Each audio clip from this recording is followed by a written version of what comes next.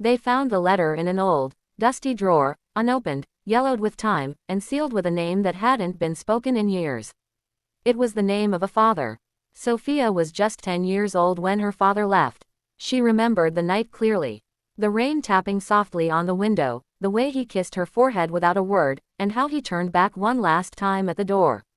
Then he was gone. No calls, no letters, just silence. For years, the silence grew into anger. Her mother never explained much, only that he had left because he couldn't stay. That answer wasn't enough for Sophia. She carried the wound into her teenage years, quiet, distant, unable to trust. She became the kind of person who laughed without joy and smiled without peace. But behind her silence, she longed for closure. She wanted to ask him, "Why did you leave me?" Now 23, Sophia returned to her childhood home after her mother passed away from a long illness. The funeral was small, quiet, just like the house. Everything felt heavier now. The memories, the air, even the sound of the floor creaking under her steps. She wandered into her mother's room, not knowing what she was looking for. Maybe a sign, maybe nothing at all. That's when she found the letter. The envelope read, "To Sophia, when she's ready."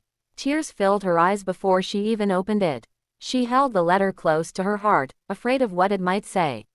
Afraid of what it might not. Finally, with trembling hands, she broke the seal. "Greater than my dearest Sophia. Greater than if you're reading this, I hope you've grown into the beautiful soul I always knew you would be.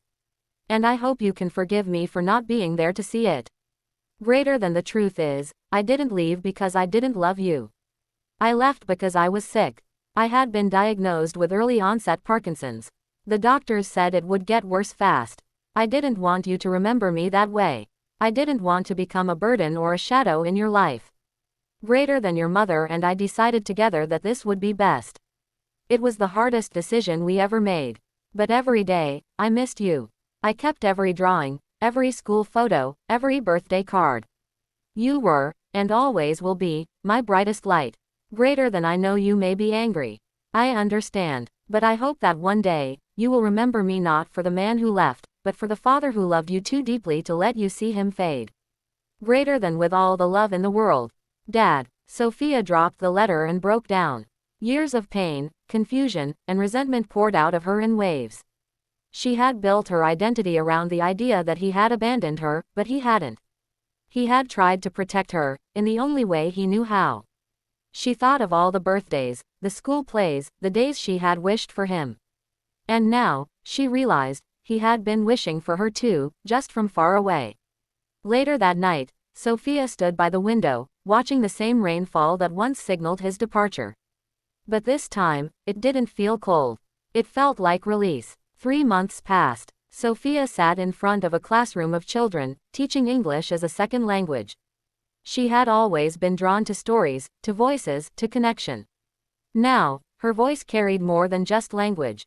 It carried healing. Sometimes, she would tell her students a version of her story, not always the details, but the feelings.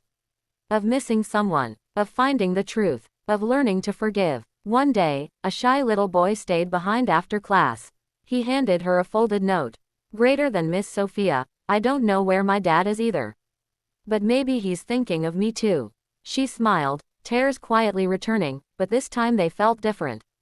Softer. She knelt beside him. "Yes," she whispered, "I believe he is." In the end, Sophia didn't get the childhood she dreamed of, but she got something else, understanding. And that changed everything. Sometimes, we carry stories in our hearts that hurt us.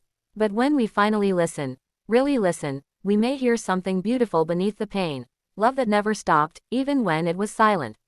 And that is where healing begins. End of story. This story is perfect for English listening practice because it's emotionally engaging, uses clear and expressive language, and touches on universal human experiences, loss, love, forgiveness, and growth. It allows learners to connect not just with the words, but with the heart behind them. Would you like me to create a video script or narration guide for YouTube as well?